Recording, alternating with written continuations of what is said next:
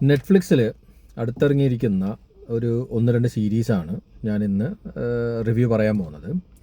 അതിലൊന്ന് നമ്മളെ സ്വന്തം മിസ്റ്റർ ബീൻ റോവൻ ആറ്റ്കിൻസൻ്റെ മാൻ വേഴ്സസ് ബേബി, അതേപോലെ തന്നെ കുനാൽ ഖേമു അഭിനയിച്ചിരിക്കുന്ന സിംഗിൾ പാപ്പ. മാൻ വേഴ്സസ് ബി ആദ്യം ഇറങ്ങിയൊരു സീരീസായിരുന്നു. അത്യാവശ്യം കണ്ടിരിക്കാൻ പറ്റുന്ന പുള്ളിക്കാരൻ്റെ കോമഡിയൊക്കെയുള്ള ഒരു സീരീസ് തന്നെയാണ്. ചെറിയ ഷോർട്ട് സീരീസാണ് ഈ മാൻ വേഴ്സസ് ബി, അതേപോലെ തന്നെ മാൻ വേഴ്സസ് ബേബി.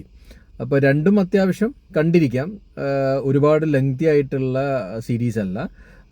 കുറച്ച് എപ്പിസോഡ്സ്, എനിക്ക് തോന്നുന്നു 5-6 എപ്പിസോഡ്സ് മാത്രമേ ഉള്ളൂ. ഈ പറയുന്ന മാൻ വേഴ്സസ് ബിയും അതേപോലെ തന്നെ മാൻ വേഴ്സസ് ബേബിയും.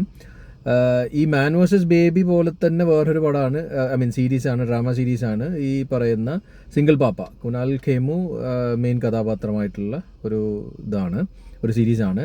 അതായത് ഒരു ഹാപ്പി ഗോ ലക്കി ആയ ഒരു ചങ്ങായിയുടെ കയ്യിൽ ഒരു കുട്ടി വന്നിട്ട് പിന്നെ അവിടെ നിന്ന് ഉണ്ടാകുന്ന സംഭവങ്ങളാണ്.